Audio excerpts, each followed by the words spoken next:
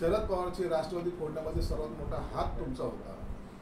शरद पवारची राष्ट्रवादी फोडण्यामध्ये सर्वात मोठा हात तुमचा होता.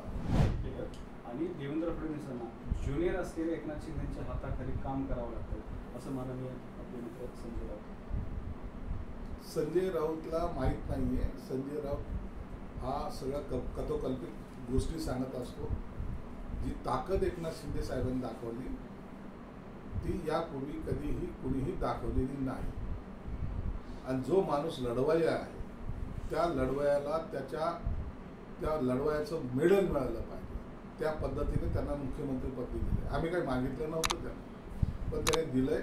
आणि आज पाहिलं तर मुख्यमंत्री म्हणून एकनाथ शिंदे साहेब टॉपर म्हणून, हे करोनामध्ये VC घेणारा मुख्यमंत्री नाही आहे, तर हा टॉपर जनतेत जाऊन आज आपलं अस्तित्व त्याने निर्माण केले.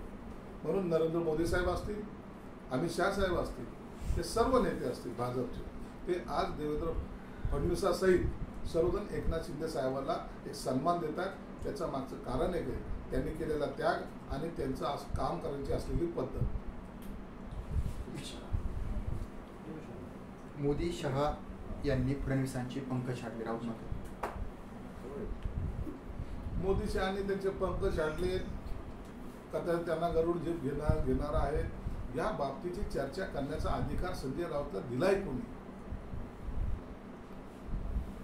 उबाटा गटाच्या फोडीमध्ये तुम्ही सर्वात मोठा हात तुमचा होता. शरद पवारची राष्ट्रवादी फोडण्यामध्ये सर्वात मोठा हात तुमचा होता. आणि म्हणून तुम्ही इतरांच्या पंख छाटण्यावर चर्चा करण्यापेक्षा तुम्ही कुणाकुणाचे आता पंख छाटायचे बाकी ठेवलेले यावर चर्चा केली तर बरं होईल. उद्धव ठाकरे यांना आदित्य ठाकरेंना मुख्यमंत्री करायचं होतं असं बावनकुळे म्हणाले. उद्धव ठाकरेंना आदित्य ठाकरेंना मुख्यमंत्री करायचं होतं असं बावनकुळे यांनी. आदित्य ठाकरे अत्यंत सिनियर नेता आहे. त्यांना मुख्यमंत्री केल्याशिवाय महाराष्ट्र पुढे गेला नसता असं कदाचित त्यांचा समज असावा.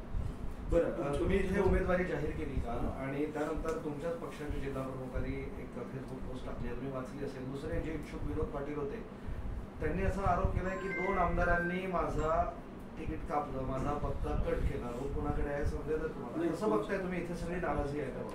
उमेदवार असतात, उमेदवार अशी नाराजी व्यक्त करत असतात. ज्यांना मिळालं तो खुश असतो, ज्यांना मिळालं नाही तो आरोप करत असतो.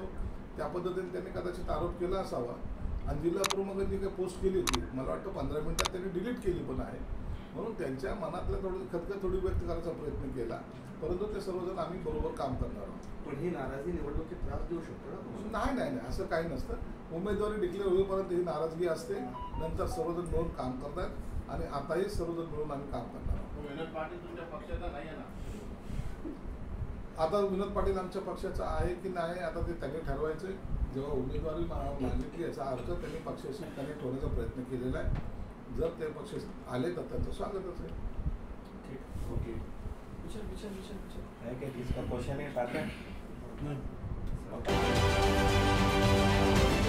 राजकारणातील प्रत्येक अचूक बातमीचे सर्वात आधी अपडेट्स मिळवण्यासाठी सरकारनामाच्या सर्व सोशल मीडिया प्लॅटफॉर्मला लाईक, फॉलो आणि सबस्क्राईब करा.